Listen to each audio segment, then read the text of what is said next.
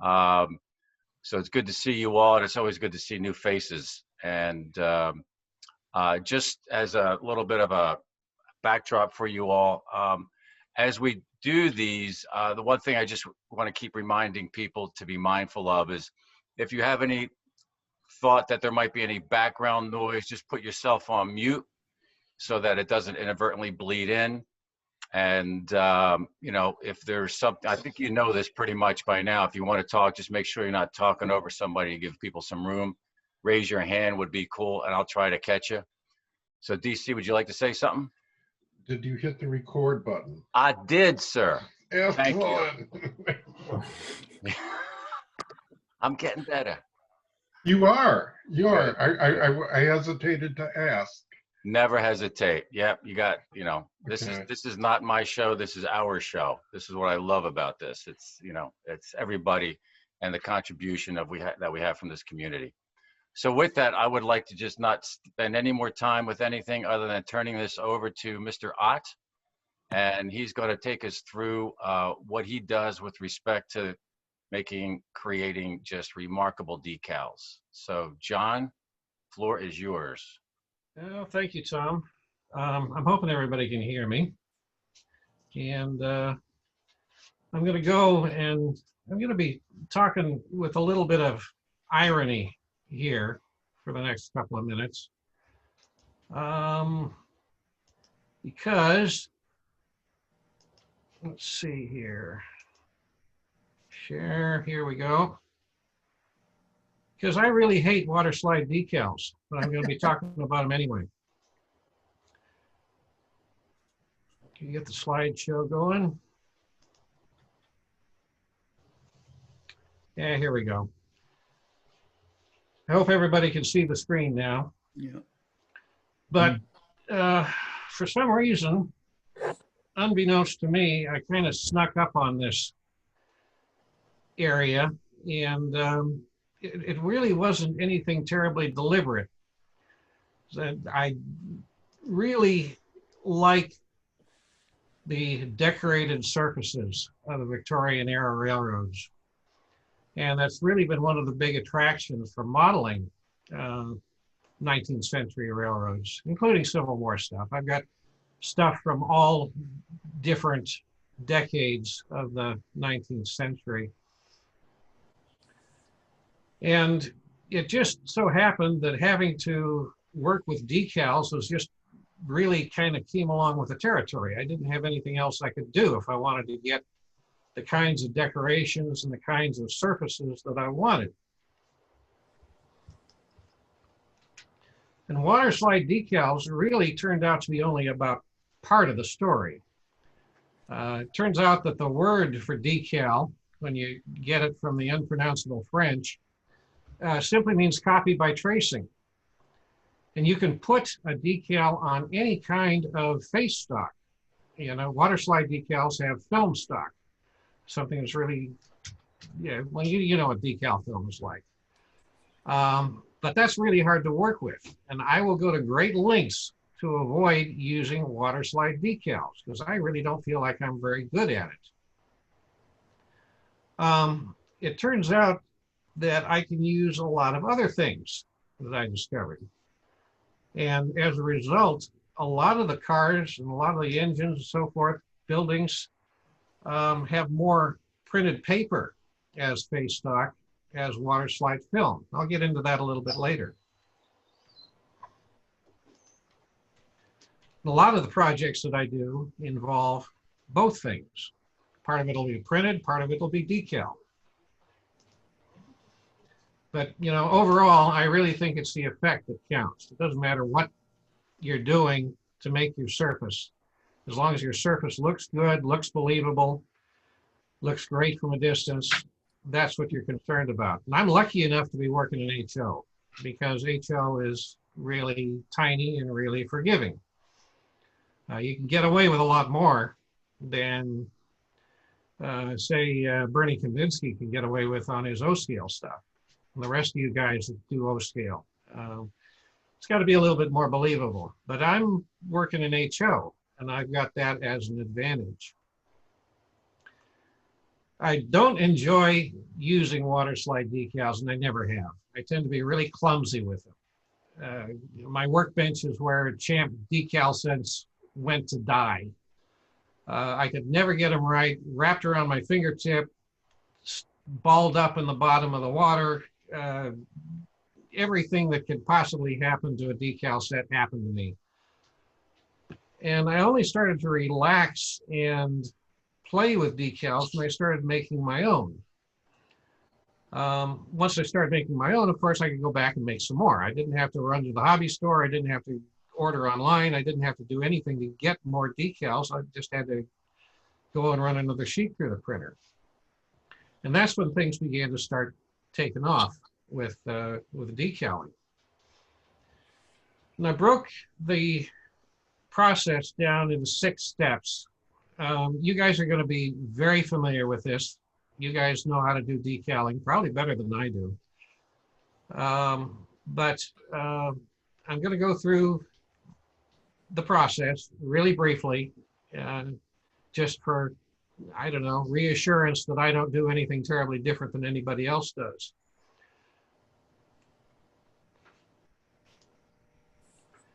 The first thing, and I suppose the main contribution that I do to this whole thing, is I make decent artwork. That's what I do for a living, so it's not a really big deal for me. I mean, I'm sitting in that chair 8 hours a day anyway, usually doing medical illustrations. So anything that's railroad related is rather fun in comparison. And yeah, thank goodness for art computer programs. They have a revert function, and I wish I did. And I use 2 main software tools. I use Adobe Illustrator and Adobe Photoshop. And there's no really good reason why I use them in preference to anything else, except I've been using them for 30 years. And I've got them, and I'm familiar with them, and I know there's a lot of other software tools out there that'll do just the same thing. And I really invite people to go out and explore those things, because Adobe, with its subscription services and all that stuff, is really something to avoid. It's really expensive, and it doesn't do that much more than other programs will do. But again, you know, I'm familiar with it and I got it, so I use it. Adobe Illustrator does the vector art, which is the stuff that is simply feeding into the computer instructions, where to draw the lines, where to make the edges, what to put on the surface. That's infinitely scalable. You can go up and down as far as size goes without any difficulty at all. Photoshop is where you do your painting. You're doing it pixel by pixel. You can use paintbrushes. You can get a lot of painterly effects that more difficult to do in Illustrator. Photoshop, though, is pixel-based, so you've got to be careful about how much resolution you end up doing things in. I usually do things in really high resolution because I want nice, smooth edges. I don't want pixelated stuff. And most of the work that I do in Photoshop is done about 900 DPI, which is about 3 times what you'd see in print normally. Remember that bit about decal coming from the term of to copy by tracing? That's what 85% of making the decal artwork is all about. You're just tracing stuff. I use Photoshop to take a photo, straighten it out, de-warp it if it's a perspective photo or something, get it nice and flat and in right proportion, bring it into Illustrator, and then just start tracing. Set some type, stretch the type, work with the type until it matches what the original looks like. Go into the scroll work and draw it all out with a pen tool on my Wacom tablet, duplicate things, mirror things, switch things around. It's all just replicating what you see there on the photograph. 85%, about 10% is wondering what it is that you really can't see in the old photograph. And the last 5% is bathroom breaks. So then the next question is, where do I get my lettering? You know, where do I get these things? And I've got a lot of free fonts off the internet. And I've got some handmade fonts. And if you guys ever go into my folder on the group IO site, you'll find that I've put the 3 fonts that you see here: Sign Painter, Serif Block, Sign Painter, Egyptian Block, Sign Painter, Egyptian Round. I put true type copies of these fonts in there. All you have to do is download them, load them on your machines. You've got the same fonts. The reason I like these is because they come out of a 1870s signwriter manual. I found this thing on the internet years ago, and I went and I digitized some of the stuff out of there. It's a great book. You can find the book. You can find the book yourself by going on the Internet Archive and just plugging in American Signwriter. It'll bring up the book. You can download a copy. It's not a very big book, but it's got everything you would ever want to know about mid-19th century lettering. And there are major differences. There's major differences between the letter forms back then and the letter forms you find in modern fonts, so to speak. Plus, there's also all sorts of great gimmicks. There's all the kinds of arabesques and scrolls and everything that you'd want to have samples of for doing 19th century stuff. And basically, I just cut and paste and went to a website that had this little service: create your own font from your handwriting. Well, I didn't want to handwrite them, but so I cut and pasted the letters out of the books and created my own TrueType font. This is something else you can also do. If you've got your favorite letter forms from another source, you can find one of these websites. This website, unfortunately, has gone extinct, but I know that there's several others of them. All you need to do is make a Google search and find them. But you can make your own fonts yourself.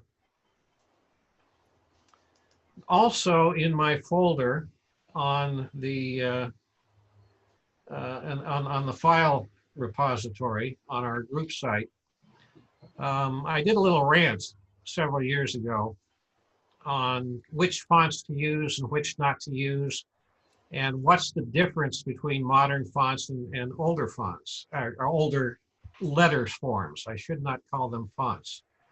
Older letter forms from the 19th century. You know, one really good way to tell if you're looking at something that's acceptable and prototypical for the 19th century, just take a look at the R's. Almost every modern font, the leg of the R will start close to the ascender.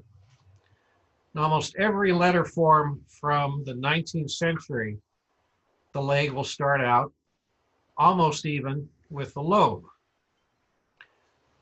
You can find about a half a dozen different font characteristics or letter form characteristics that will help you identify 19th century fonts.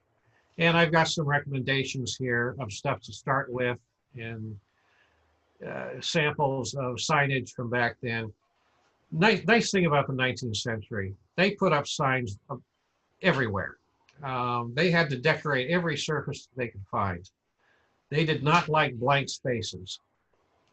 And that makes it fun. It makes it fun to model. After you get your decal art done, I print it out. Um, and I've tried different kinds of decal paper, but you know, you might as well just go with micromark.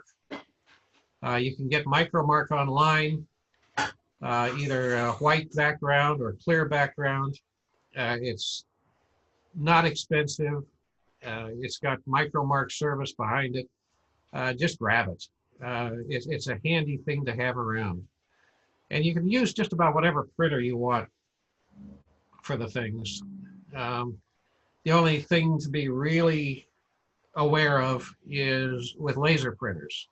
Those hot toner drums, well, if you're not careful, the film on the clear decals will melt, get on your toner drum, and I've killed about 2 or 3 laser printers over the years that way. But if you got a laser printer that you don't care what happens to it, you know, go to town. And I always print 2 or 3 of everything because remember, I can't apply decals to save my soul without screwing them up. For sealing the decals, I use acrylic spray, about a half hour between coats. Use about 5 or 6 light coats. Let the thing dry for a day. I take the sheets out and hang them on a clothesline. Spray them, go back in the house, do something else for a half hour, go out, spray another coat. And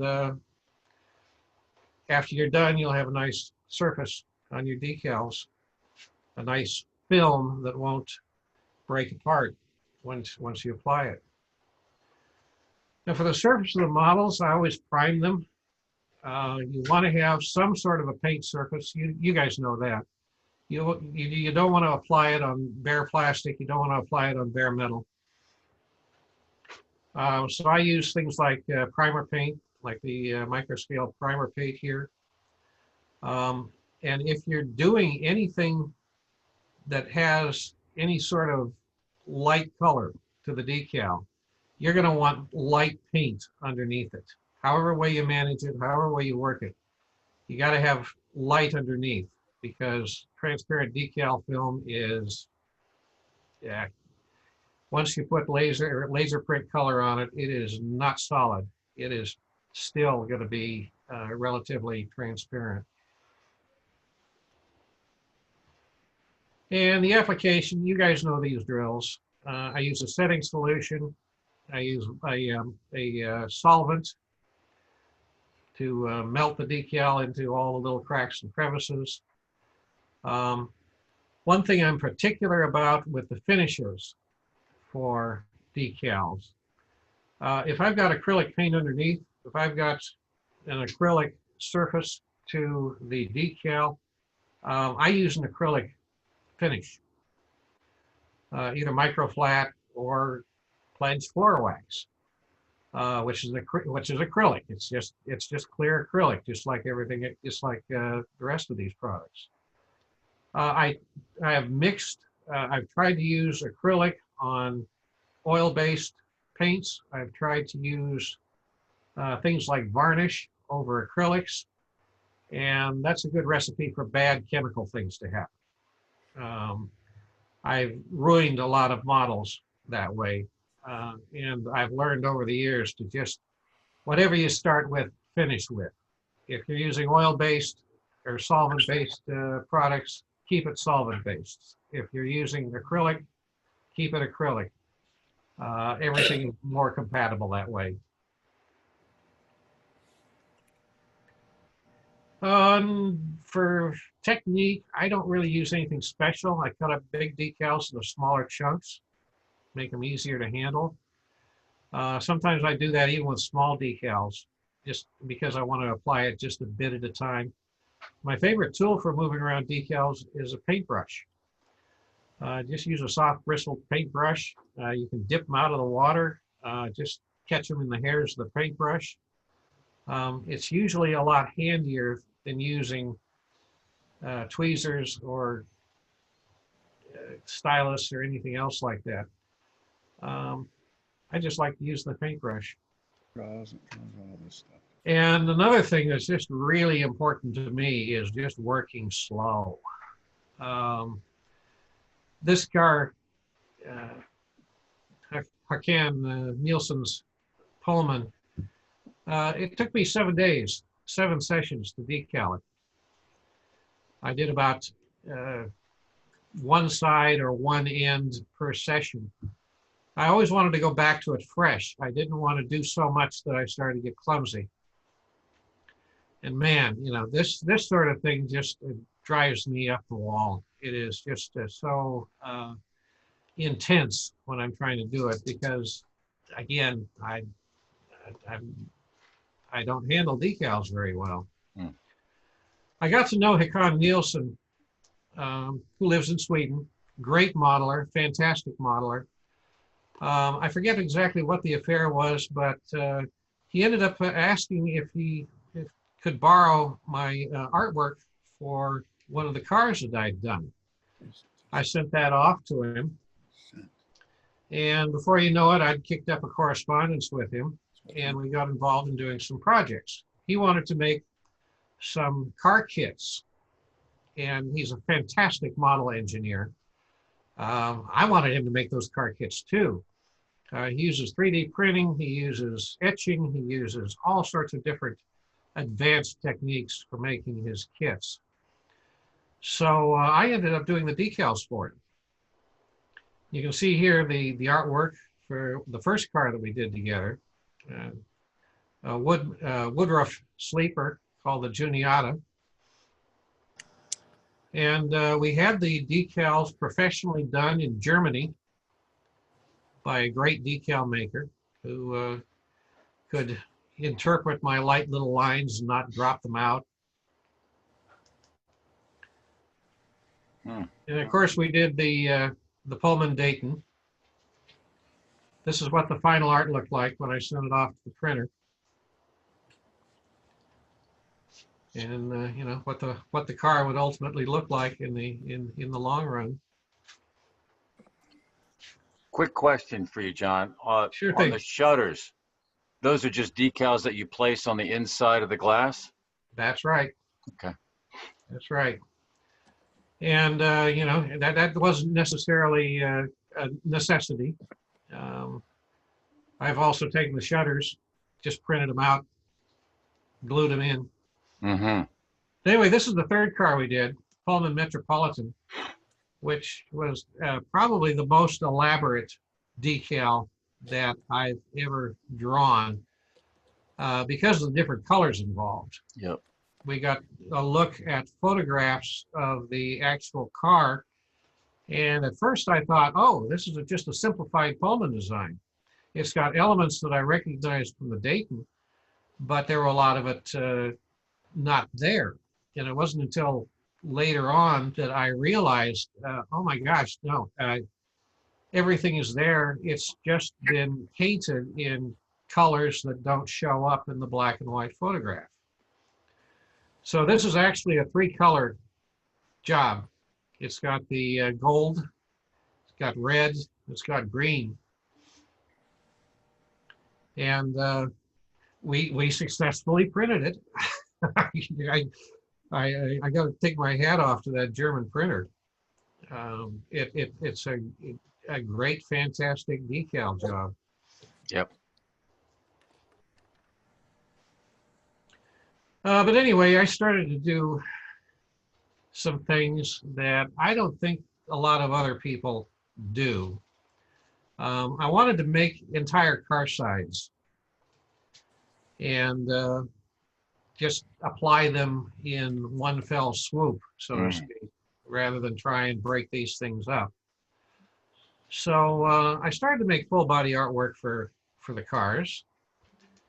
I had some really bad misadventures because when you do this stuff on a laser printer and do it yourself, do it not professionally, you're not going to get the results you'd get from somebody who does this, you know, on a professional basis. I was going to say, it looks like you intentionally weathered them. Right, right. But anyway, I just learned after a while, you know, it's just doesn't make sense to turn these things into decals. It's going on a flat surface anyway. I just started cutting out the printing of the car sides, cutting them out and gluing them onto the sides of the cars. Mm. And when you break it into different layers and different levels of model building, it works just fine. In a lot of cases, they come out a lot brighter and a lot sharper and clearer than a homemade decal would. So a lot of my cars have these paper decals affixed to them. I'll make the side of a car, then make the decal to go on it, then glue the decals just directly to the car. And I've got my whole fleet of freight cars done this way. I've got about 50 19th century freight cars. And that turned out to be just one really handy way of the problem of getting white lettering on dark cars when you don't have an Alps printer. Mm-hmm. Just do the whole car side, glue the car side onto the car, and your weathering is there because you painted on the weathering. You can put on any kind of a paint effect that you want. And again, in HO scale, it looks great. You know, in HO scale, an inch is just a little over 1/4 of a millimeter.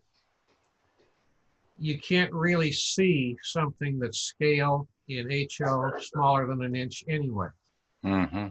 So things like the board edges that you see here look just fine. In fact, it's one of the ways you can solve the problem of having model elements that are just really out of scale. You go and you buy striped stuff from evergreen plastic. Yeah, it looks great, but once you get it all done and fixed up, it looks like a model because the crevices between the boards are way too big. If you print them, you don't have that problem. At least I don't. Wow. John?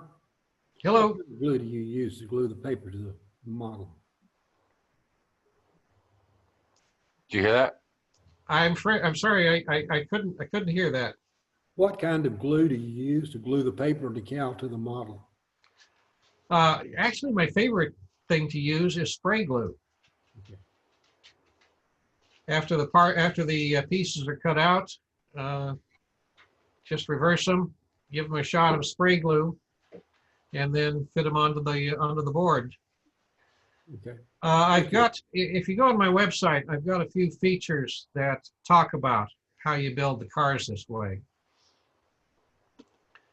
John, this is Wallace. Just a quick question to follow up on that. What kind of paper do you use to print this on? Is it a particular bond weight, or does it have any coating on it? I've used several different kinds, and I don't see any right now. I really don't see any reason why you just can't use plain old bond paper.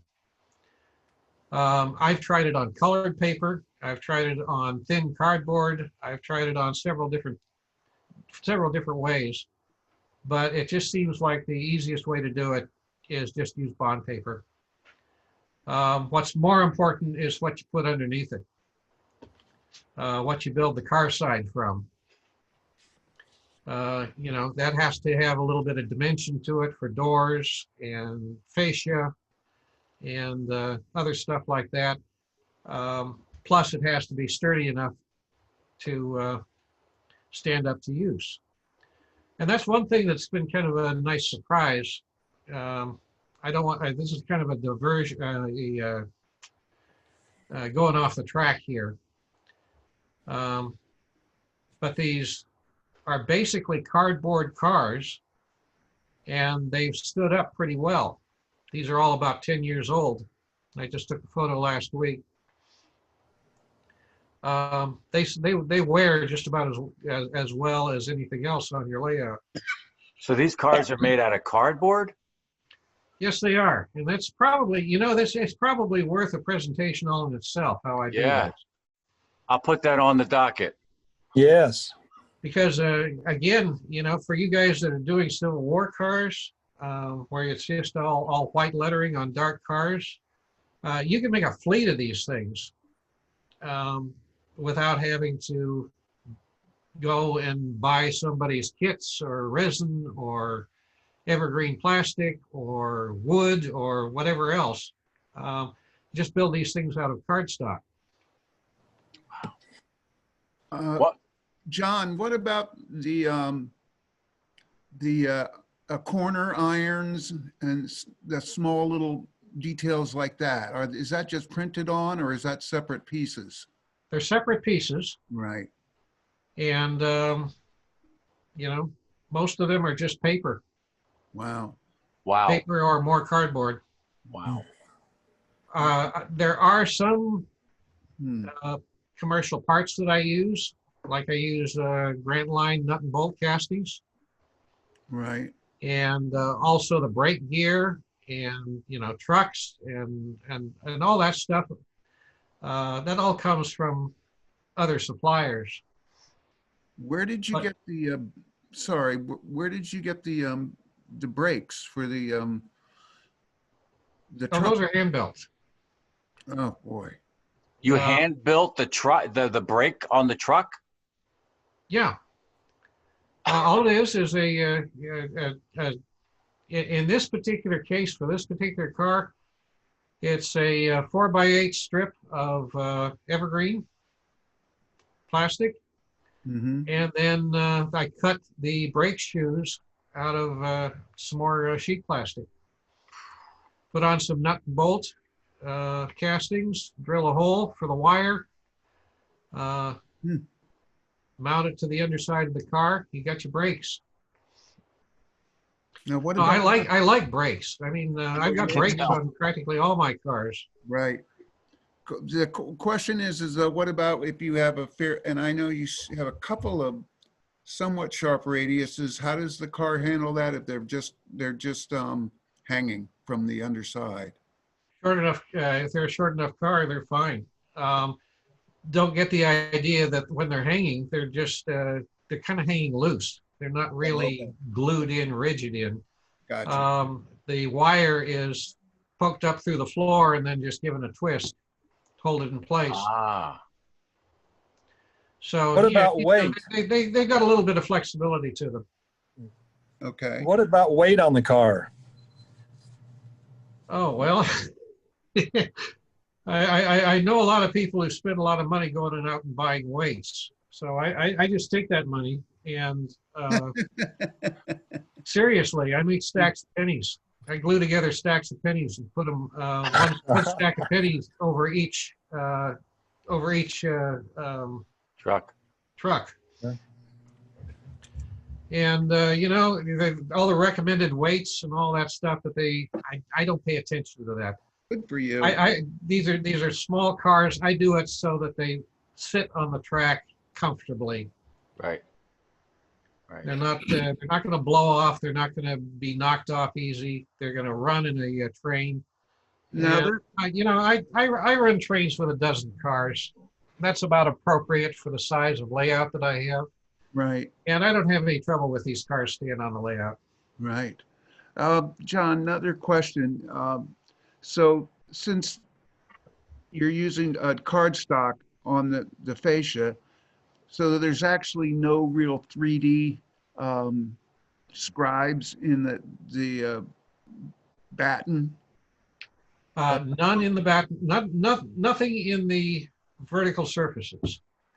I should qualify in that I do use evergreen styrene scribed for the roofs, or different kinds of textured plastic for the roofs. The thinking behind that is that the roof is the first thing that anybody's going to look at when they look at a car. That's simply the perspective that people have when they approach an HO model. Mm-hmm. So by presenting them with something that they're familiar with, like you can look at it and you can identify and you can see, oh, okay, that's scribed styrene, that's something that's got a little dimension to it. They automatically accept whatever else the car is. It's a little bit of, probably more complex than it deserves. A little bit of psychology going on there. So my roofs do have scribed surfaces on them, either raised if I've got sheet metal with ribs on it, or scribed if it's just a wood roof. But everything that's a vertical surface, Wow, is printed. Yeah, I want to take you up on your suggestion, although it wasn't an offer, to do a clinic for us on how you build your cars. Okay, yeah, I can do that anytime you guys are interested in Great. John, watching that sort of thing. you just Right. got an order from Tom. All right, Rhett knows me too well. let's go back to decals. Let me finish up so we got time for Yep. Don and you. But anyway, there's a few other things that I do that I haven't really ever seen anybody else do that much before. I put decals on clear film on brass surfaces. And that makes it look like gilt lettering and scroll work. If you got brass locomotives, I think this is a great thing to do with them. Although I've had kind of mixed luck, it's kind of like a hit and miss sort of thing. But when it works, it really works. It looks like you've got it looks like you've got gilt lettering, and you didn't have to go out and buy it. All you had to do is polish up your brass a little bit, coat it with clear acrylic, and then apply your decal. Wow. Fantastic. And another thing, this is one of the things that I'm really happy with. Yeah. You look over here on the left, that's all decal. One day I just went into Adobe Illustrator, and I used the dimensions. I found out what the dimensions for those turn roof sheets that they used on passenger cars were. Damn. And I just printed out a whole page of these things on clear decal film. And that turned out to be one of the, that just really worked out well. For things like the fancy passenger cars I've been building with Hakan Nielsen, it looks more real than any other passenger roof that I know about. Gorgeous. And this is, that's basically what they did with passenger car roofs. You can never see it because you get it always burns out in the light in old photographs, except in some real special occasions where you can occasionally see it down on the edges of the roof. But these turned metal sheets were soldered together with a little bit of overlap, and that's what they used on most passenger cars back then, including Civil War passenger cars. Oh. And of course, you One guys question, a little bit. Go ahead. See, on the windows, I was wanting to do some actual glass. I saw a thing earlier about using microscope slide covers for glass for the windows. Do you do that, or do you do plastic? Nope, I just use clear styrene. Okay. That seems to be the easiest stuff to come by. By all means, if you want to use microscope slides or slide covers, things like that, that sounds like a great idea to me. I tend to just take the path of least resistance. You guys all know about Al Mueller and Jerry's 3D models. Just a reminder that I did the decal sets for them. Yep. And I've also got the decal sets for the Golden Spike engines, which I guess you can't buy commercially anymore. But if anybody is ever interested in getting one of the old brass United sets, for gold spike engines. I've got these decal sets all ready for them. Wow. I have 2 Jupiters just sitting waiting.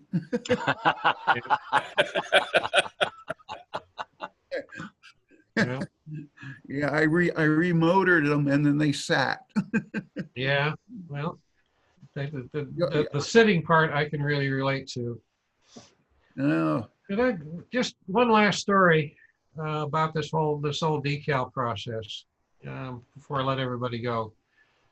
Back in 1995, I read Don Ball's Railroad Model Craftsman article about building Buffalo Bill Wild West show advanced cars.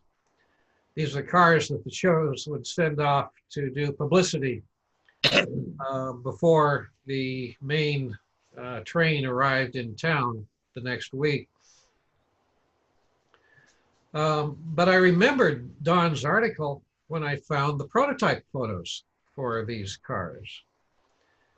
And I thought, wow, now I can make, I know what these things look like. I can make some of those of my own. And so I did. And like you saw earlier in the presentation, I tried to make them into decals at first, but ultimately ended up making them into printed versions, the car sides. But anyway, Don got a look at them. And when he decided to do his cars over, make new versions of his Buffalo Bill cars, he asked if he could use my artwork. And yeah, well, hell yes, of course. It was, I'd been reading Don Ball's articles for like 30 years or so. And hey, there's my artwork in a Don Ball article. That was a big thrill. I really enjoyed that. good for you. So actually, my version was print-sided. Don took his and actually made decals out of them. So it's, again, you can make decals out of just about anything. You can use just about anything for a surface of the decal. It's not necessarily how they're applied, it's what the end result is when you get them all done. That's really what counts. I can attest to John's artwork giving a 3-dimension effect. Seeing photos are one thing, but when you get up close and you're down, about this far from the car, and it looks like there's scribing on the side, that's pretty good. Yeah, no, thanks, Don. But anyway, that's about all. I've taken up enough time. Nah, That was May all your decals go on straight. Yeah, thank you. Yeah, I've got a comment, John.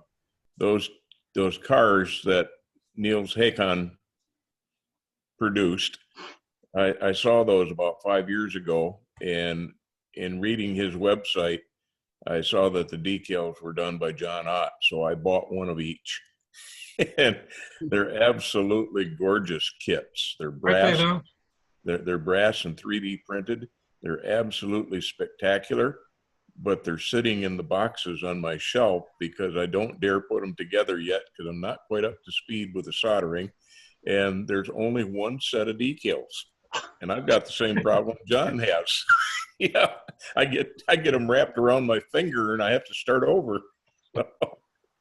So I haven't quite dared do it yet, but You see, I like decals, unlike John. yeah. But I've had them wrapped around my finger, and I've gotten to the point where I can unwrap them, tear them a little bit, and put them back on the car, and they still look good. right. So Right. it just takes practice and a whole lot of patience. Amen. When you're Yeah. ready to throw the car across the room, you haven't got the patience yet. and at least 3 sets of the decals. That helps too. It helps to be able to print your own because of, if like I have an Alps printer, and I do the same. I use the same approach John does, using Illustrator and so on, and tracing my decals over the prototype. But then what's nice, if I screw one up, I say a few nice words, go down to the basement, print up another set of decals and try again. Can you, the Alps printer, you can print white? Yes. Can I have your phone number? I'm sorry, I don't have any white left. Right, that's all gone. Yeah, I bought my Alps printer when they were new. Because I recognized that was back in the 1990s. 90s, yeah. And I recognized the being able to print white. And I've taken extremely good care of it. It sits in an isolated room. It's covered up. You know, I pet it every once in a while to make sure it's in good shape. Right. It's like a baby. It's got its own little cubicle, all protected. Yes. But you know, you could get a printer now. Have you ever looked into the Ghostwriter, John? Have not yet anyway.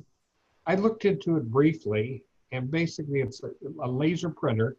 You get a special white cartridge, and it has an overlay feature, so you can lay down a coat of white and then print your decal over top of that. So you can put it on any kind of a surface. You won't worry about the surface of the item you're putting it on affecting their final color. I won't swear that's the way it works because I haven't looked into it that closely. I haven't needed to. But then again, you're probably going to spend a couple $1,000s to print white decals, so I don't know if that's feasible or not. How expensive is this machine?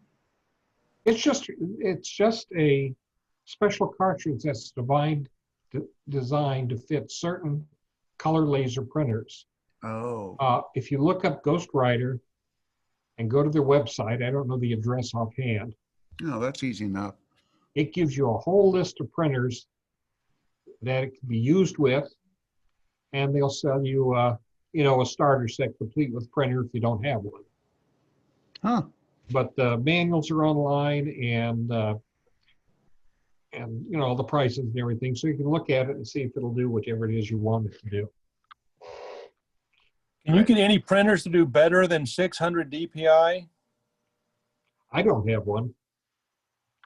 Yeah, you can get them. Well, I'm looking at mine over here. It does 600.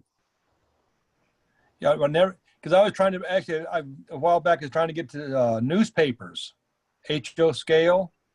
You could sort of get the headline, but not really. And so I ended up getting, because I can Photoshop go to 1200 DPI, but I couldn't find a printer that could get up to that. Uh-huh. No idea. No.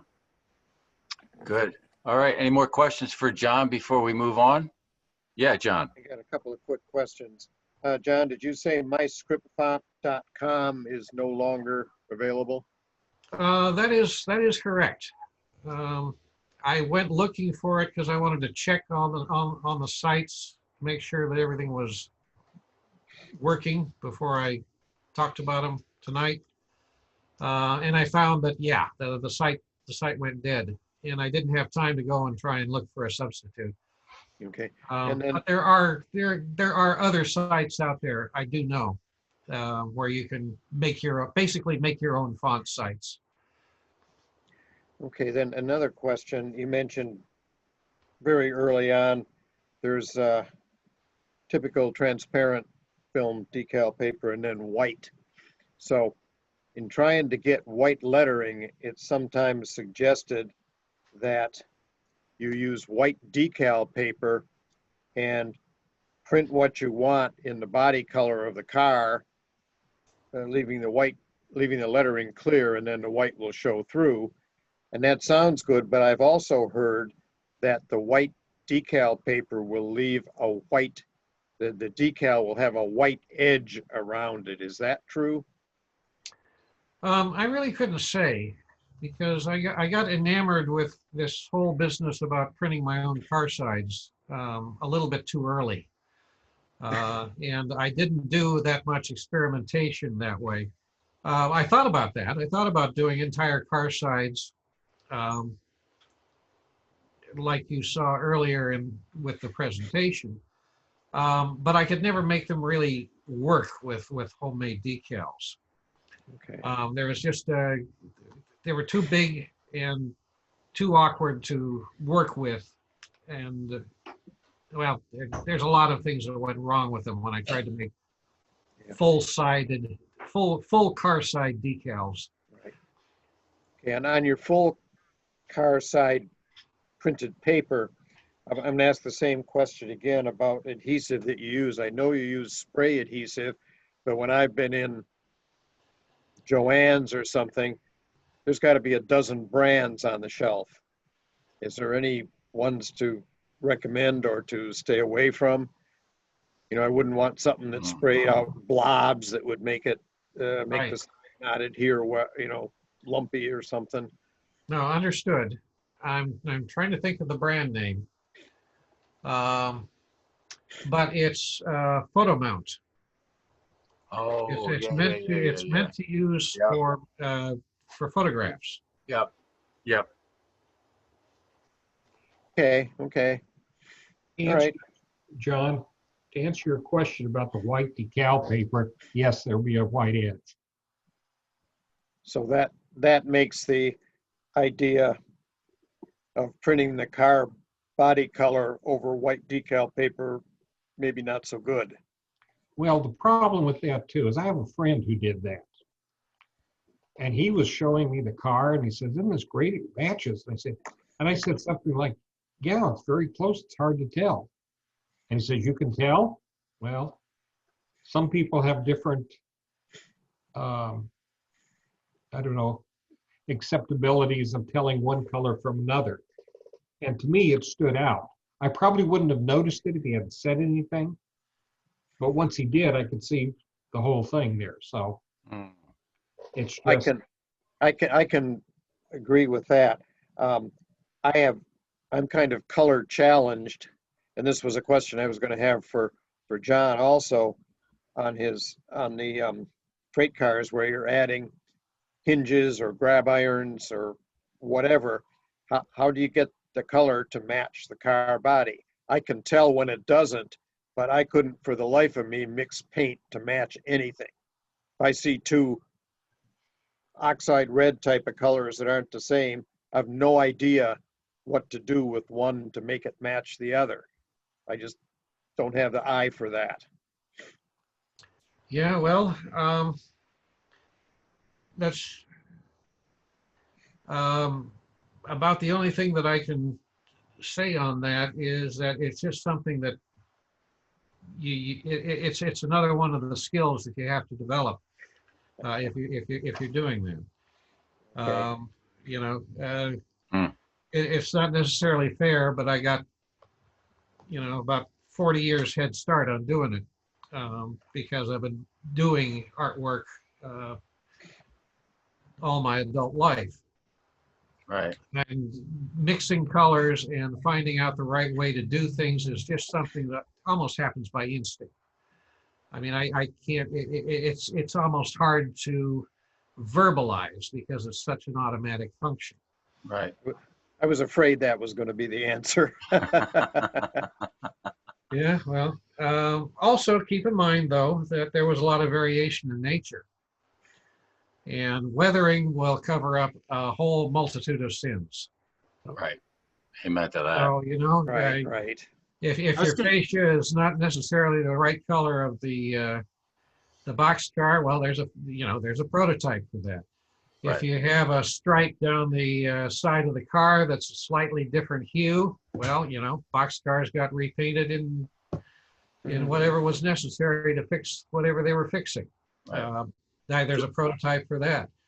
George, almost the sloppier you are with the colors, probably the closer to real life you actually are. George has got a question, I think, or a Well, comment. I was just going to add to the comments for John, his question. You can go to the Walmart and get those cheap little $1 apple barrel paints or whatever, and you can practice mixing colors and learn it. And you're only out a couple of bucks rather than the rare, expensive Floqual bottles that we still have left over and hoarding like you know, they're going out of style. But yeah, to finish, John kind of made the other comment I was going to make is weathering is the great equalizer. You put a little coat of weathering on it and spray it. Nobody knows any different because, I mean, you know, one of my primary modeling, as we talked about last week, is Missouri Pacific 1978. What is Missouri Pacific blue? Well, what Walthers interprets is different than what Athearn interprets is what different than all these other different companies. So you put some weathering on it, nobody knows the difference. They all look the same to them. So, Right. Well, I think back to the red ball car kits with the printed cardboard sides I built when I was in high school. And I used the recommended paint and it didn't match. But then again, you might have two kits that both said use this paint and they didn't match each other to begin with. And then, you know, up to a point, things cannot match. But when you look at a car and the side is one color and every other single thing is another color, it starts to be a little bit of a stretch to justify it. Right. I mean, I have used apple barrel, I think, in some of those paints, and you know, you can play with them, but you still, you know, got to have the eye for it or develop the eye or what, you know, whatever it is. I think that's a great segue into where we're going next with color interpretation or translation. So again, thank you, John. That was fabulous. And I'll hook up with, oh yeah, Paul, do you have a question or comment? I did a quick search and I put it up in the chat if you want to look at the chat, but the URL for the toner is ghost-white-toner.com. Thank you, Paul. Yeah. Ron's got a question. Who? Ron, I think. Yeah, Ron. Well, I was just going to make it, I mean, a number of years ago when I made the determination to print white letters, and rather than going to the trouble of buying an Alps printer, I figured I was going to use lots of B&O decals. So the B&O museum actually gave me a style guide that was dated 1860, and I sent it to Microsoft or Microscales. The problem is they do, and the reason I say if you've got something you're going to repeat over and over and over again, because their minimum order is 250. So I figured I'm going to be doing B&O from now until the end of time. So I went and had 250 decals printed for about $85. Oh, wow. So thinking in terms of, did I want to go out and spend the money for an Alps printer when I needed to print B&Os, and that's the only white that, you know what I'm saying? So that's an option people might think about. There are companies that custom make decals.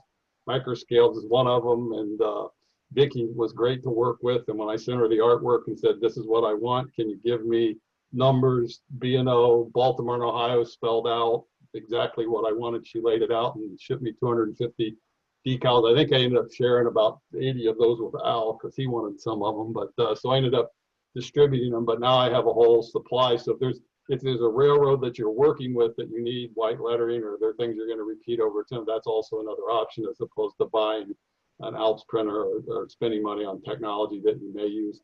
If you're going to do a one-off, that's a whole different thing. I like the idea, I like John's idea of just printing it on paper and putting. Yeah, it's great. It seems to be great, but I just thought I'd offer that. Thank you, Ron. That was good. Good, folks. Cool. All right. So, Don, you ready to go? Anytime. Here we go. Boom, boom. All right. From the beginning.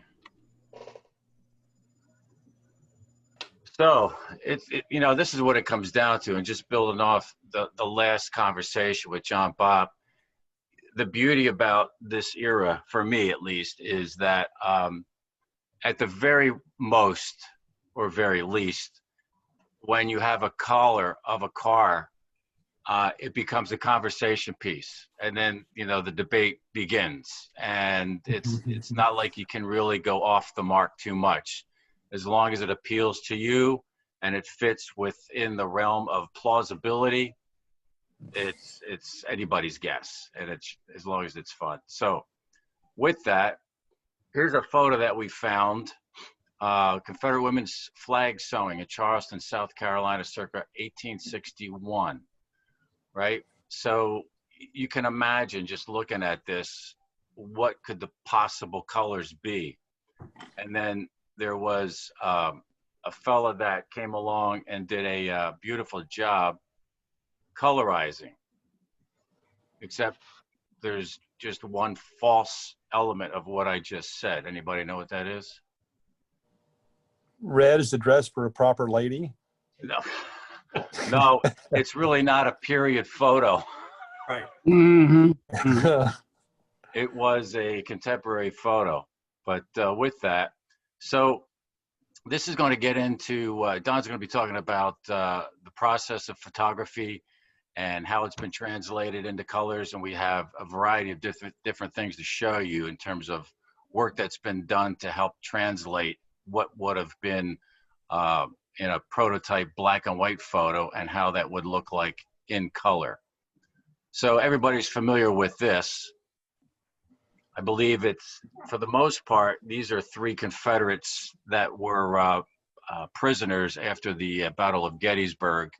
And there's been some, you know, colorizing of that photo. And then with that, I'm going to turn this over to Don at this point, and he can explain where these came from and how they've been used. Well, let me start by talking a little bit about photography. It started out right around 1840. And at that time, the emulsion, in other words, the light sensitive stuff, was basically a mixture that every photographer mixed himself out of basic chemicals. He used a base of collodion, which is like a thinner jello, and then he mixed some silver nitrates into it and whatever else he thought would give him a good picture. And then he'd expose it. He'd do this in his darkroom at the site, and while and this is all on a glass plate, and while the plate was still wet, put it in his camera, rush out of his darkroom, photograph the scene, take the plate, go back into his darkroom before it dried, and apply the developing chemicals. And if he was lucky and the whole mess didn't slide off the glass, he had a negative now that he could print pictures from. But the fact that this was being done under relatively uncontrolled conditions, and each photographer was using a different mixture. Just to give you an idea, when I was in high school, I did a project on how various chemicals would affect the coloring of the photographs. And these are all black and white, but you can get colors from blues for the black tinted areas to browns, depending on how much of each ingredient you added. So first of all, it's hard to know exactly what the original is we're looking at. But one thing you can be clear of is that back in the Civil War area, up until about the late 1880s, the films were blue sensitive. In other words, they would catch all the blue light, and that would imprint itself on the negative. Well, the negative would be black, obviously. So when you printed it, anything blue would come out fairly light looking. So if you take a look at this, in the middle is a photograph of different fabric colors. On the right, you see what they look like with a wet plate. So here's like a blue right here, comes out fairly light, where the yellow next to it comes out dark. Or you can't see mine. Oh, I got it. Is that right? Tom knows where it is. Okay. And so with modern photography, first of all, in the 1880s, the photography graduated into film called orthochromatic, which was basically red and green sensitive. So you didn't have that much of a shift, but it was still odd looking compared to today. And that's the panchromatic film that came out in the late 20s reproduces, and we're used to seeing a black and white, which would be on the left-hand side. As you can see there, the yellow looks light, is what we'd expect. The red looks kind of medium. The blues are in there medium. But if you notice, a lot of colors look the same. And the blues in the center are relatively dark. The blue, which is only slightly lighter at the top, appears to be a lot less light. So anyway, the point is, it's darned hard to know. You can't look at a piece and say, oh, well, this is such and such a shade of gray, and therefore it must be purple. It's not going to work that way. There's too many variables going on, and there's no way a guy could call them. So it's a hard shot. So that begs the question, well, how the heck do we know what color things were actually painted? Next. Yep, we just did that. Well, one thing you can look at is you can get color charts from the era. They exist. This one was taken from the Pacific Narrow Gauge website, pacificng.org. And these are coach colors, and you can see the different colors that coaches were painted,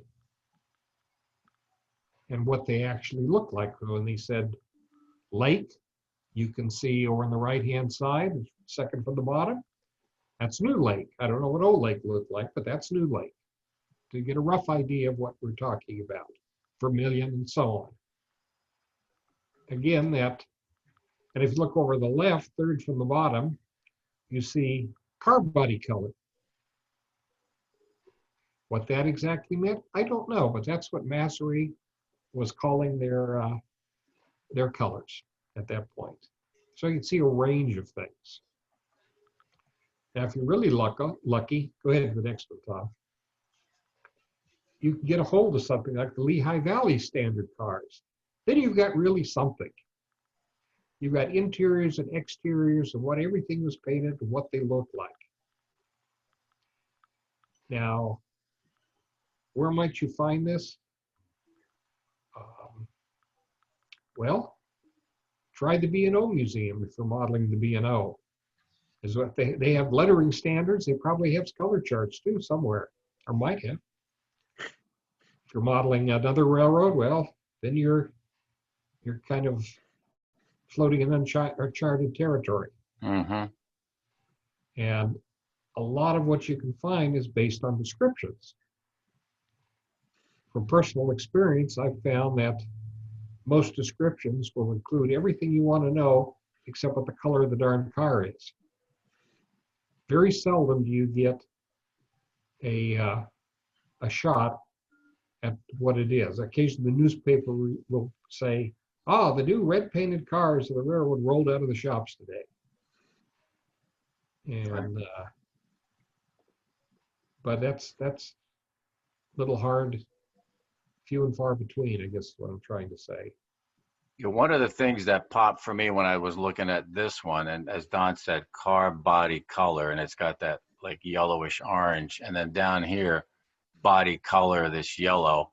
When I think of the W&A and the cars were a straw yellow, this for me adds to the plausibility of, what they could have looked like. So, for those of us that discussed research as one of our idiosyncrasies from a time ago, these are one of the things that I find particularly interesting, where you can start finding different pieces of the puzzle and begin narrowing down the plausibility. Now, this chart is by a fellow named Jim Wilkie. Some people may know who he is, but basically, let's put it like this. He's a railroad historian whose specialties is color, and particularly in the in the 19th century. Just to give you an idea, he was one of the people that worked on the color scheme of the locomotives at Promontory Museum. They were painted originally in a red color, which was just, somebody thought it looked good. And then after research, and where Jim got a lot of his stuff was from the manufacturer's descriptions. You've seen these lithographs. John Ott bases a lot of his railroad stuff, the locomotives he does, on these lithographs. These were made at the time.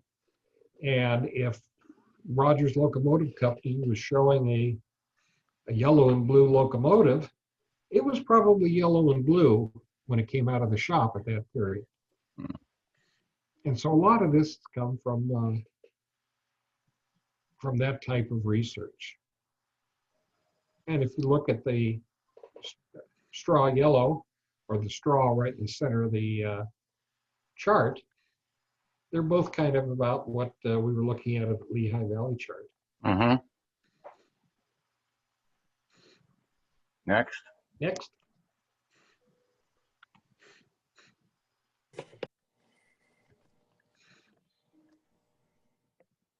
Yeah, so we're moving into, so that was a lot around clothing. We're moving into talking about car colors, and this is a shot from Chattanooga that some of you might be familiar with. And then you have these 3 distinctly different color cars, and I think there's a few more back in here. And there's actually some writing. Unfortunately, when you zoom it in, it blurs, but that's the first time I've seen writing on a car in Chattanooga that looks something other than U.S. Military Railroad. Make it bigger. It won't go bigger, unfortunately. You just made it smaller.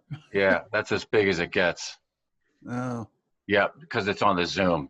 But when you blow it up, the letters blur, unfortunately. And that looks like a pretty long boxcar, frankly. But that white, I think, moving into the next slide here. Go away. All right.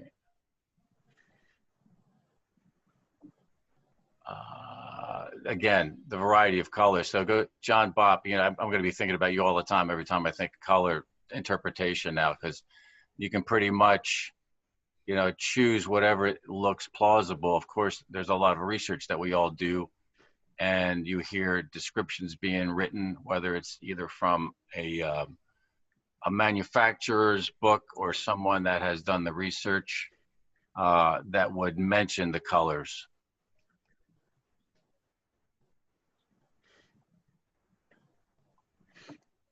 Most of you are familiar with this. Don? Here's just an example of a train on my railroad. This is taken living color, as you can obviously see.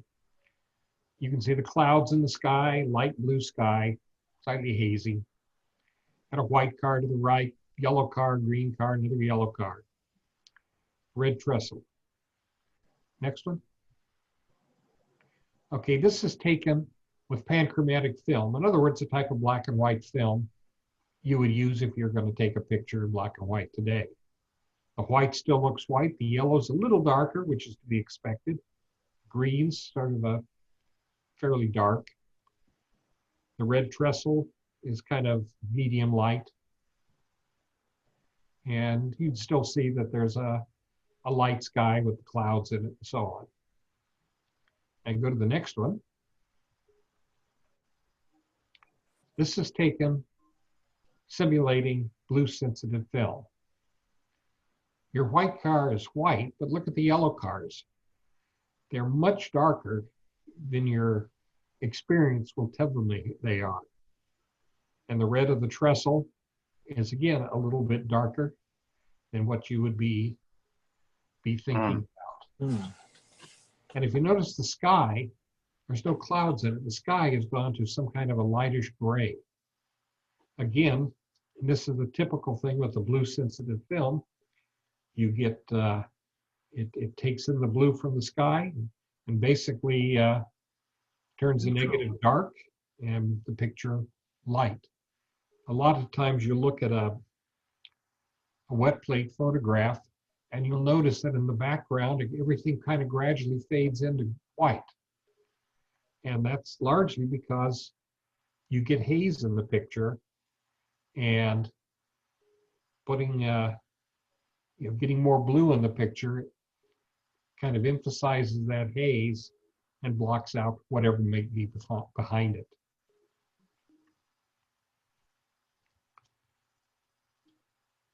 Now here's a stereo slide that was taken before 1875. So it's not truly Civil War era, but just wanted to show you again some of the real effects. Take a look at this car where the arrows are pointing. This is car number 16 of the Virginia and Truckee Railroad. And it's known when this picture was taken. I can't remember the exact date. But take a look at, what color would you say it was? Anybody guess? Don't all speak at once. Yellow. Well, I know what color it is, so I won't say anything. Okay. Someone said yellow. All right, that's a reasonable Yeah. assumption. I'll go with yellow too. Okay, let's go to the next slide. There's the car. Green. Now, that's a restored car. So you might say, well, how do you know we got the colors right? Well, we know the year that picture was taken. And between newspaper descriptions, which did, for the Virginia and Truckee folks, quite frequently list the colors. And then paint observation. In other words, taking sandpaper, sanding down through 72 layers of paint, and doing it on a very shallow angle will get you a series of different colors. You can go back to the original wood in the center. The first color would probably be a primer. The second one would be whatever was painted first, and work your way out. And those correspond to what they were painted, and coupling that with the newspaper articles, you can get the win. So that is a pretty good representation of what the car looked like in the previous picture. Now you may not like the color green that is, but the Gold Hill Daily News, who reported on that color, didn't like it much either. Yeah. Next slide. Okay, Tom, this is one of yours. Yeah, so I was same thing with you guys. What do you think that, and I don't know where this is from. LeBron, you might have familiarity with this. I don't know if this was a break on a movie set or if it was a reenacting event. But I was wondering if what color would you guys guess is that one car there with the two soldiers in the doorway? I'll tell you this much, it's not yellow. Red? Red, okay. Any others? Yeah, I'm gonna guess a blue. Okay. Yeah, I'd go with the blue. Right. It's almost like that slate kind of blue color. Exactly. But I have no idea where this photo was taken. I didn't do the follow-up on that. But it was just interesting to see how, you can take a color from a black and white and have it interpreted almost anything that you've identified. And then we have structures. Don? This is a book that's still in print. You can still buy it through Amazon. And the fellow who wrote this has obviously gone back through house painters' books of the 19th century and photographs of houses like this one where the paint was done as best they could recreate it based on what was there originally, and on color illustrations that appeared during the 19th century. It's very good for determining what color schemes were actually used. And looking at this one, you probably look at it and say, that's probably more trouble than I want to go through to paint it. Yep. Yep. One thing I'll put into it, if I'm trying to duplicate something like this for my railroad, I keep telling myself, I only have to do this once. So anyway,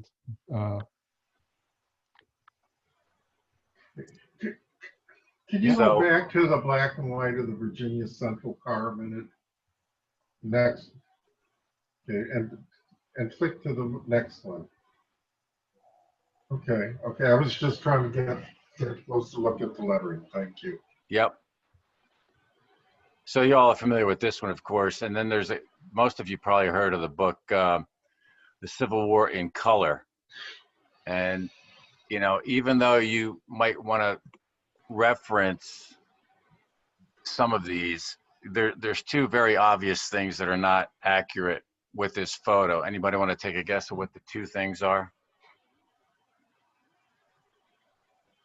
I'm going to guess the really red on the box car. Yeah. Yep, that's one for sure. Probably wouldn't have been that red. And there's one other distinct aspect of this scene that I think LeBron will probably get. Not to put you on the spot, brother. It's the most obvious thing that's being seen there, which is probably very subtle in one respect. It's the dirt. Shouldn't that be red Georgia clay? Bingo. That's right. That's right. That's right. Sorry, LeBron. I didn't mean to jump in front of you. and again, though, is one of the things you might accept this picture if you've never been to Georgia before. Then your layout would look funny for those who have. Looks more like it was taken in Delaware here, that soil. Right, yep. The rails would have been more rusty than what you see there as well. Yep. And it's interesting, they colorized the ties a little bit on the red side too, which was interesting. Anyhow. And the crossing guard shack back in the background was probably barn red. Right. Read about the Western Atlantic. So there's three distinct things. Very good, LeBron. I was going to comment about the ghost that was on the plaza there in the colored picture. Oh, right here. Oh. Right. Ooh, good eye. Very good. Jeez. But in the background there, yeah, in the colorized version, are those shipping cranes or for intermodal shipping? What? What? I mean, oh, back here? Yeah. What is that? Trees. That's the type of tree. That's a strange tree. I'll bet the wind was blowing. Yeah, that's it. Yeah. The wind. Yeah. Gone with the wind.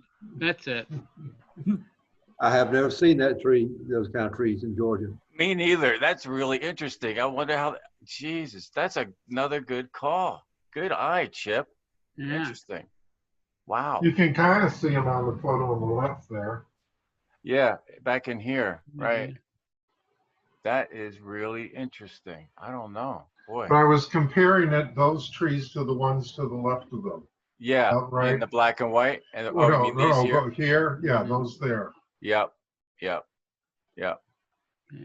Oh, well, you know, if you're not sure of the color, just use lots of steam coming out of the stack. All right. Here again, you can see him. You can see in this picture too. What's the sky, yeah, just white. Now the clouds are probably added by the colorizer on this one, but it was more than likely there were clouds in the sky. You just couldn't see them. Right. And I think this one is from Gone with the. Is this Gone with the Wind? Yeah. Yeah, let's go with the wind. Yeah. And you know, again, although you want to look at the color, there's a couple of things that aren't exactly accurate with this. One is the name of the building. Oh, the Examiner. Yeah. Right. The Examiner was actually down here in the black and white, just next to it.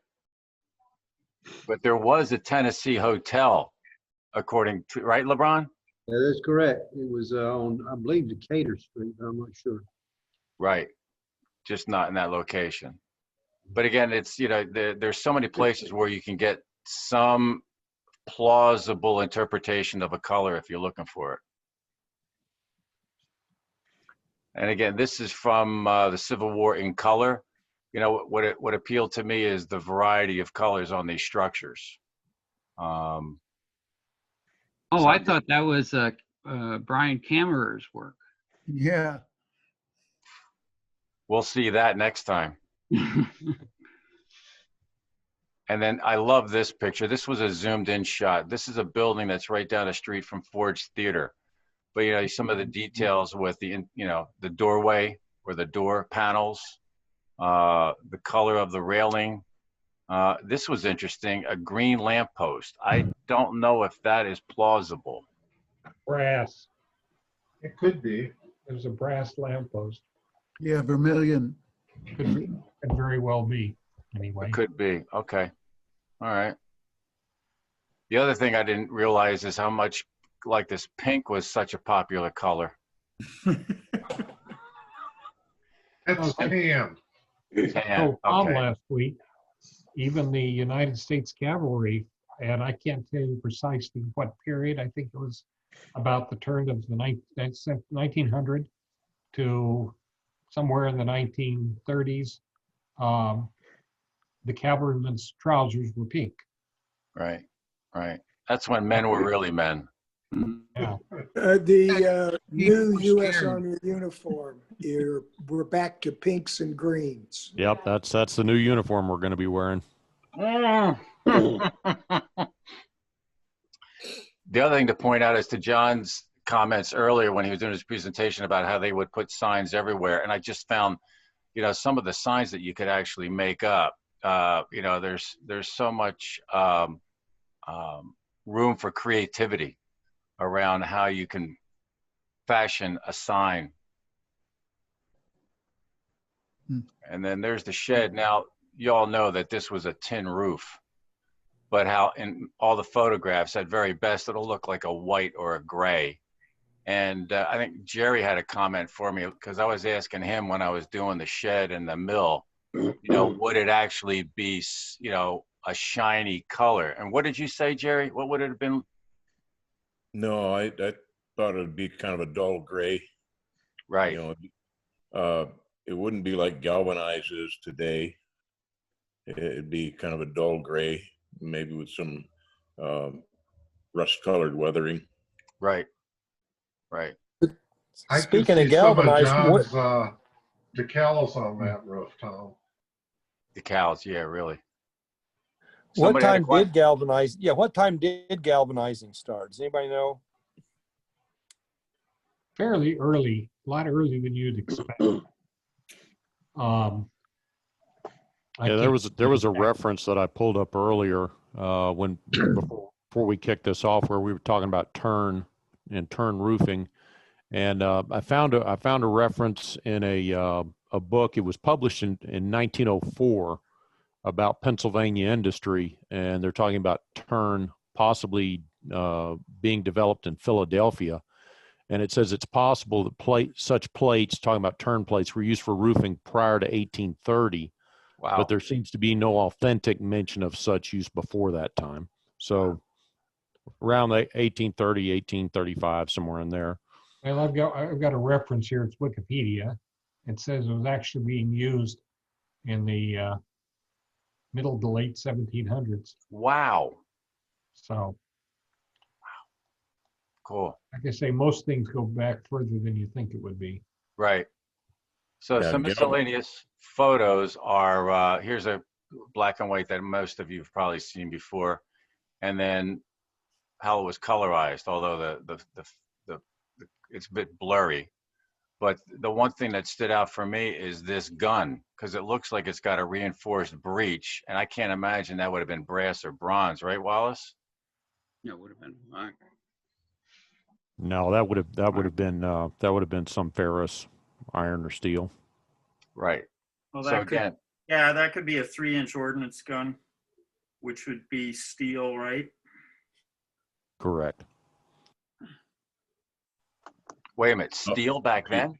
A steel? No. It would have, the early ones, the Napoleons, were actually bronze, and the they were left over from the Mexican-American War.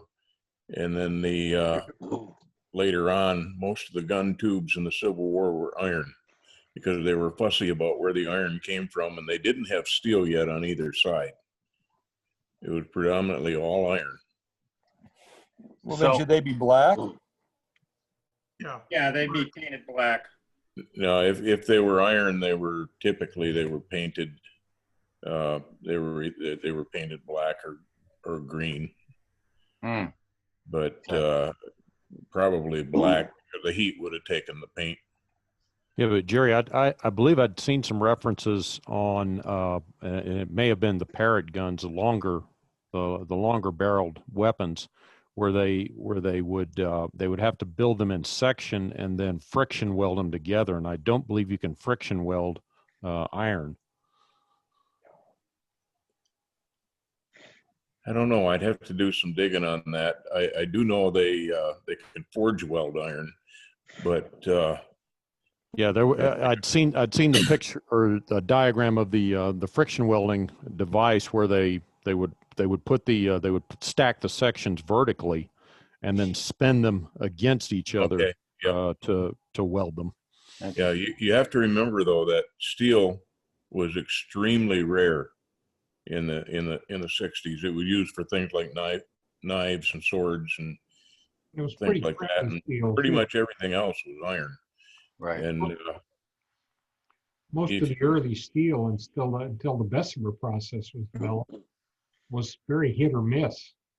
They tried using it for railroad wheels, and a lot of railroads stayed away from them because one batch would be great, and the next batch would shatter at the least incident.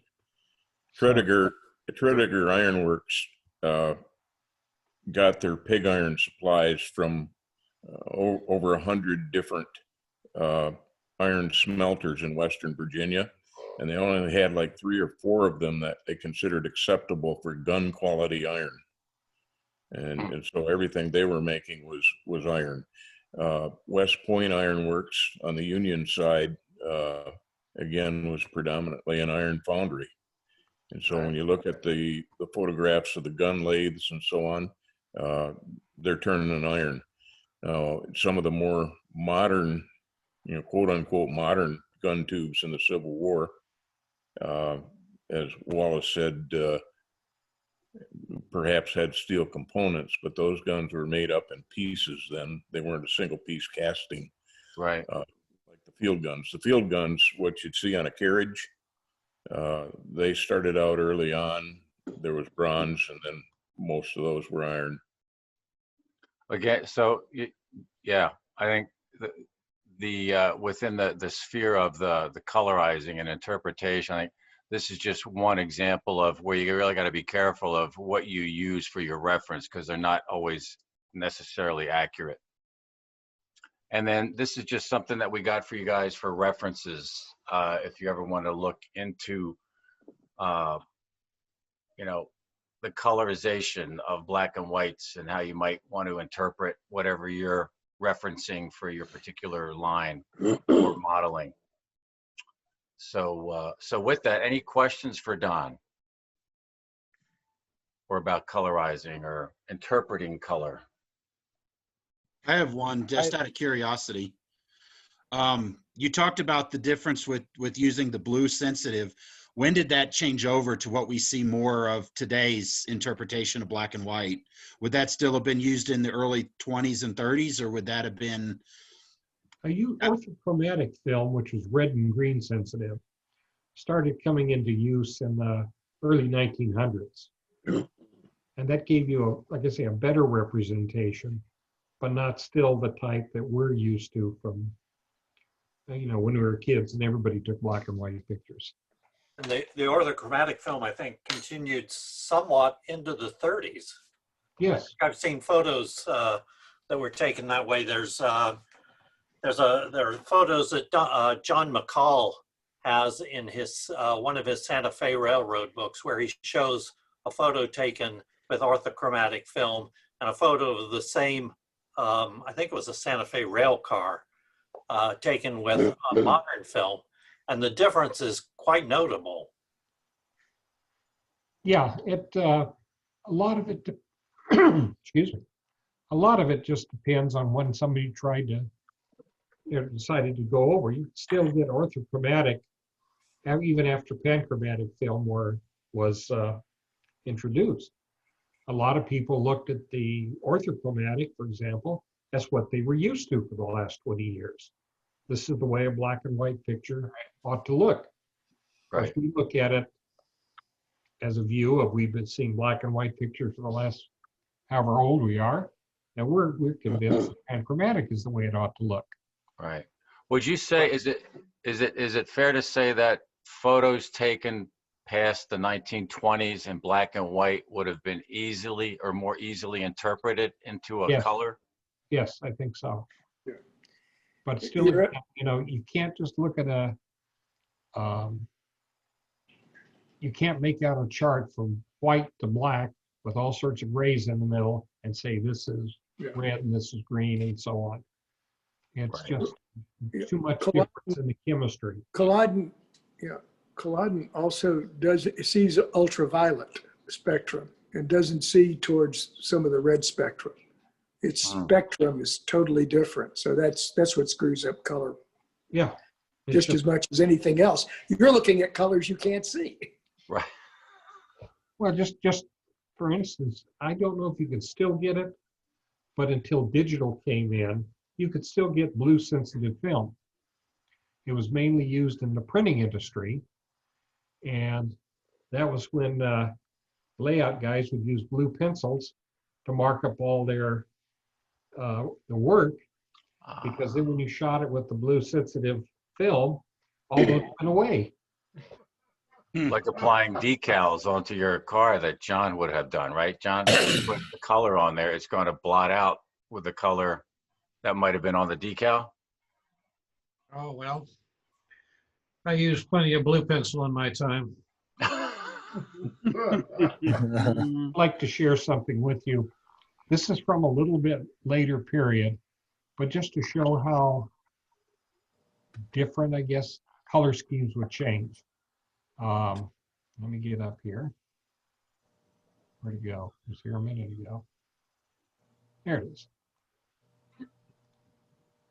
Okay, this is from the Virginia and Truckee website.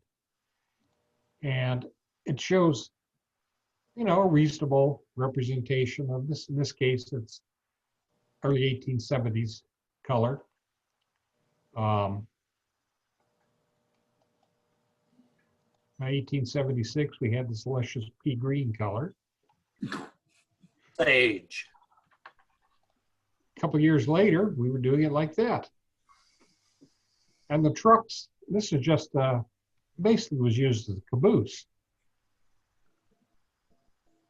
And these colors were changed quite a bit as the tastes of the public were interpreted by the railroad staff, or because the superintendent's wife got a new dress and wanted a coach to match. The point I'm making is that you can't say for any particular railroad that as of such and such a date, or I shouldn't say as of such and such a date, but during the Civil War, the colors were thus, because they could have changed a couple of times based on local tastes. So it's a very hard, I guess the summation of this, it's very hard and to determine a certain color. And a lot of it is just by either a lot of research or very judicious choices. Well, I'll go back to that old story that, forgive me if you've heard this like a half a dozen times already, some of you guys, but the day when Dave Schneider took his first general in Texas down to the Locomotive Museum in Kennesaw, and Colonel Bogle was down there, the great historian of the W&A, for the presentation to the museum. And Dave, on the side, asked the Colonel what he thought about the colors of the cars and whatnot. And the Colonel said, they look really good. And then Dave was really happy about it. And mass produced them, the box cars and what have you. And what he didn't realize is the colonel was colorblind.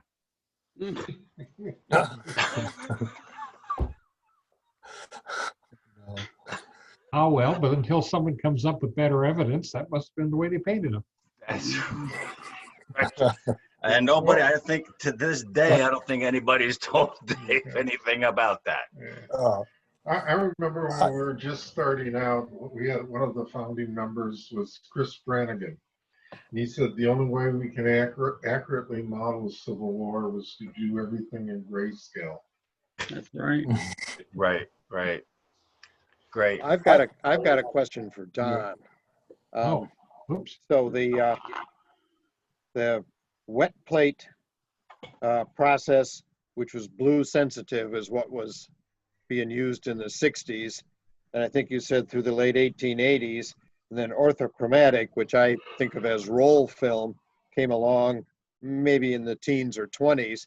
And the gap in between would be what, dry plate photography, where the photographer didn't have to coat his own plate, but he could buy a pre-coated plate. How did those, how did those react? Those And were what still sort of primarily, sensitivity was there? those were still primarily blue sensitive. Some of the later plates were orthochromatic dry plates, but they looked the same as a piece of glass, except it was an emulsion that could be dry and didn't have to be developed right away. So they could be either blue sensitive or red green sensitive. Right. Okay. And people use glass plates into the 20s. Even I think Baldwin was still using it to make their builder shots using glass plates. Presumably dry by that time, but yeah. I mean, quite a few years ago now, interpreting black and white photos for color comes up on the early rail group. Oh yeah. Often. And a few years back, somebody had the bright idea, well, all you got to do is look at a photo that has an American flag in it. We know what colors are in the flag. That'll tell you, which was great, but you don't see crate car builders photos with American flags in them. And yeah, that only works for a limited amount of colors too.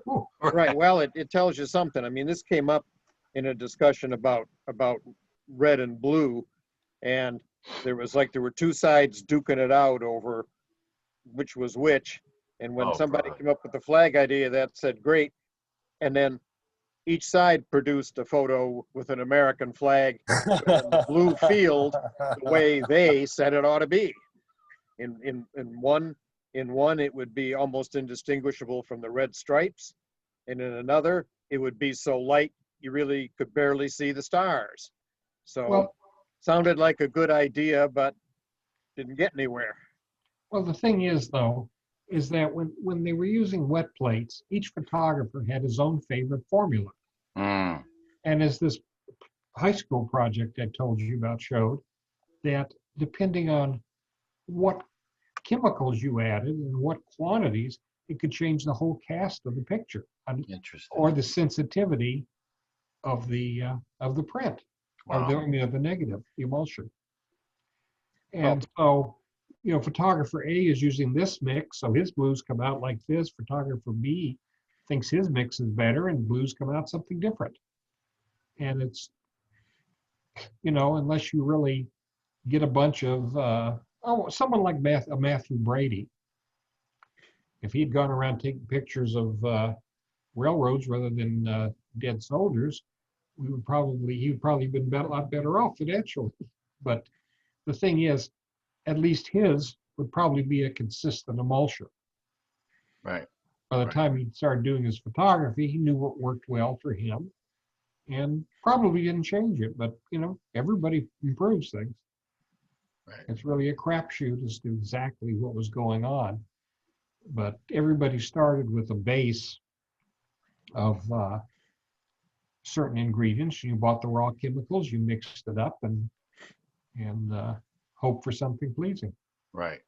Right. Well, of course, we have a lot of problems interpreting photos because there's an awful lot in between what we're seeing and the negative. If the plate still exists and it's the negative, there's that image, but are we seeing a print in a book?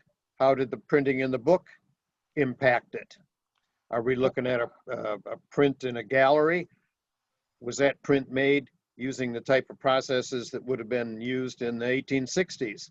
Are we looking at it on our computer screen? How's our screen rendering it?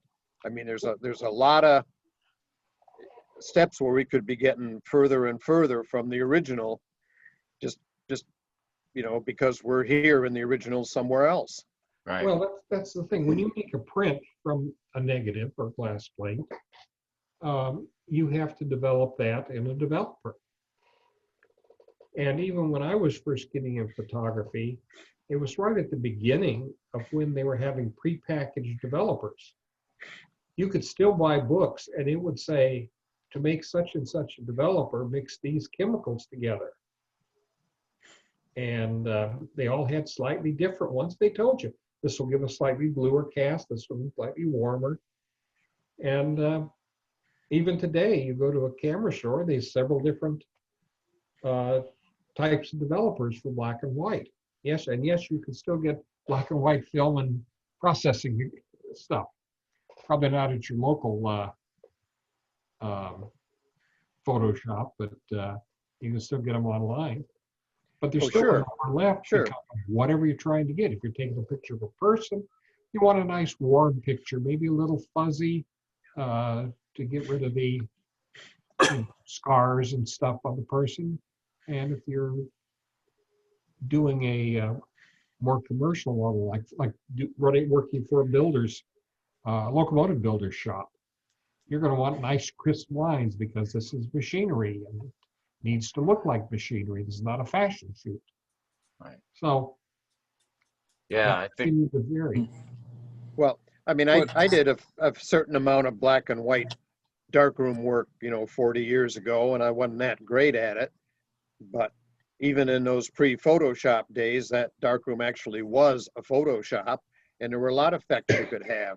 Right. And you could get printing papers that were, some were more desirable for portraits and others maybe for landscapes because they had a little effect in, added a little bit to it too. So, Walter, I just want to see, Walter, you had a question or a comment? Yeah, I just want to check, by any chance, if there being records from any of the paint companies. There is a company now that makes Victorian paints, and I assume with whatever the elements are, there could be some variation in it. But I wonder if anybody's ever looked at if they kept any records, if we have any from that back. There's annual reports. Some of the annual reports will list in their inventory of what paints they would have had. That's one source you can go to, and then the others that I think for people like LeBron and I, we've relied heavily on, like Wilbur Kurtz and some of his research with the survivors of the chase.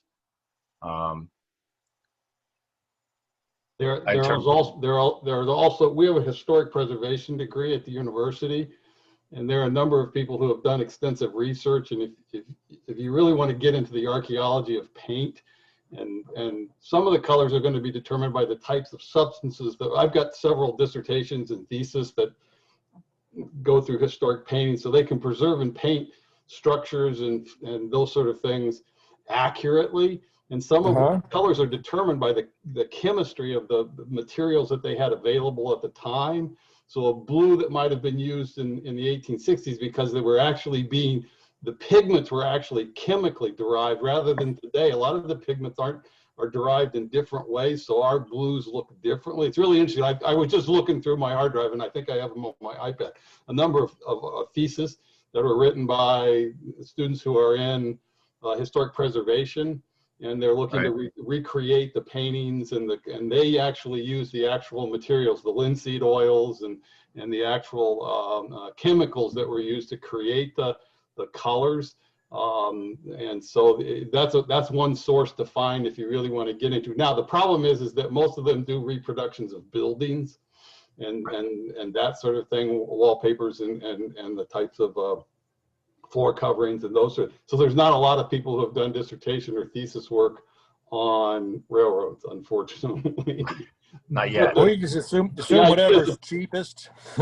Well, but the idea applies. Yeah, they used the cheapest thing they could find, and they used a lot of it was linseed oil, and a lot of the boiled oils formed the basis of the paints. And then, if they wanted green, they actually had to grind up a chemical that would produce the green coloring, and so they were really limited in terms of some of the structures. It's really fascinating stuff, and I've got a folder someplace with a bunch of that stuff. I can put it up online if you're interested in looking at that can get you a little closer. Plus the B&O Museum is a great source because they have all the coloring for all of the B&O equipment all the way going back to when they were brown and not the traditional Tuscan red that you now see in the museum, when it was more of a brownish type of a color. So anyways, those are additional sources. Okay, thank you. If you're doing structures, you might want to look at some of the major paint companies like Sherwin-Williams and Benjamin Moore. And most of them have a Victorian line of paints that's been derived from research for those people restoring Victorian homes. And they give you not only the paint chips, but they give you color combinations that would have been used together to provide a pleasing looking place. Yeah, when you're working on equipment, most of the equipment, the cars, were painted using the most inexpensive, longest lasting color.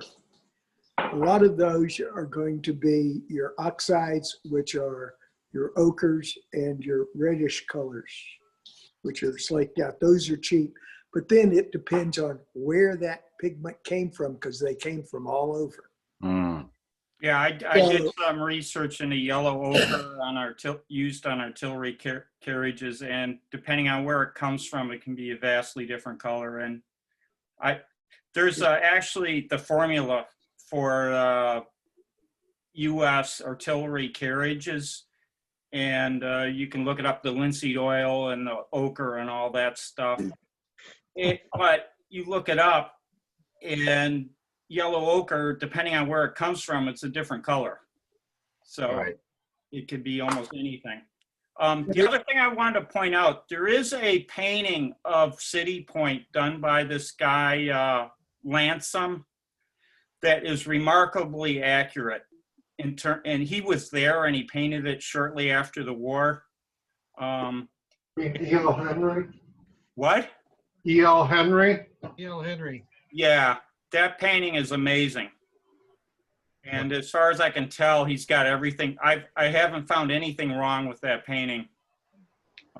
He's got the right troops there. It's amazing. E.L. Henry is a good source for period color anyway. I mean, he was a very detail-minded painter. And a lot of the railroad stuff that he did was, for the time, as accurate as he could make it. Yeah, his painting of City Point, as far as I can tell, is like spot on. He's got everything just absolutely right. It's an amazing painting. And it's actually about 10 miles from my house, and I went and saw the real life thing. Ooh. And it's amazing.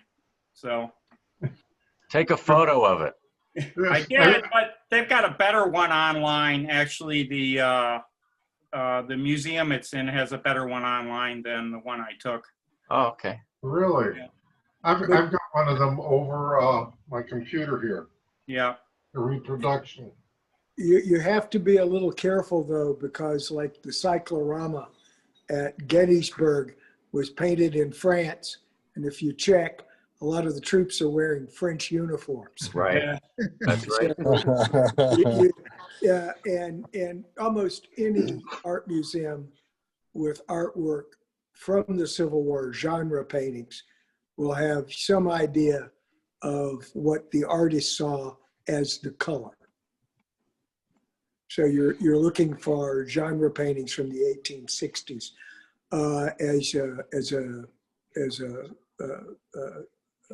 My retired job as a docent at the National Gallery, I can take you through most of those. where we have the picture, Homer's paintings and those things, because he started off as a war correspondent and then started his first larger for sale works during the latter part of the Civil War based off of his sketches. Right. So For his those of you who are on the Civil War email list, there's an email that just came through while we've been talking, discussing numerous sources for getting material for passenger cars and other freight cars. So it was written by Randy Hees, who is an original researcher and is pretty knowledgeable. And it lists, like I say, it lists a bunch of different sources that you can go track down the color of your dreams. Cool. Uh, Go ahead, Rhett. Yes, I have to say goodbye to everybody. Great show. Wonderful. Yeah. It's after 10 o'clock now. I know, man. We can't put two back to back. I can tell right now. Jesus, this is great. Oh, yeah. Well, those of us a little bit more to the west, it's still early. That's Well, I have the Atlantic Ocean about 20 yards from me, so I'm further to the east. Oh, you've got it rough, LeBron. You got it rough. Yep. Gentlemen, thank you so much. This has been so much of an enjoyable experience with you all, as always. Great presentation, John. Don, thank you for your contribution.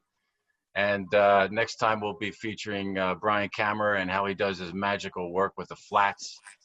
So look forward to seeing you all then. Stay well, stay healthy. All right. Thank you. Okay. Great. Good night. Thanks, everyone. Good night, everyone. You guys.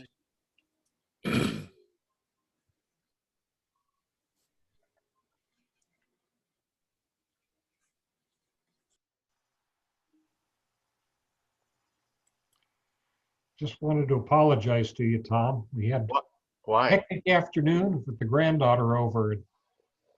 We just sat down to eat when you called. I'd forgotten all about it.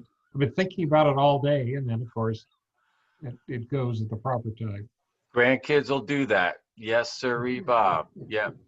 That was fun though, man. That was great. Jeez. I see the three, the same three people are on after everybody left this last time. I love it. Oh well, punishment, I guess. You guys, this was great. I think they get better and better every time. It's just amazing. Yep. God, yeah. And I don't look into the future too much anymore because every time we do one of these, I'm thinking, damn, how are we going to match this? But it all keeps continues to work out just fine. How many of us were on there tonight? Were there 20? I had counted 21 at one point.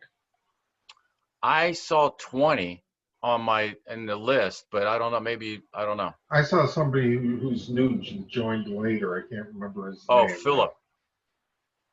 Yeah. Yeah, that was great. I know Paul sent me a text and he was preoccupied because he wanted to be on this too. He wanted to see the decals. But it was great to see George come back.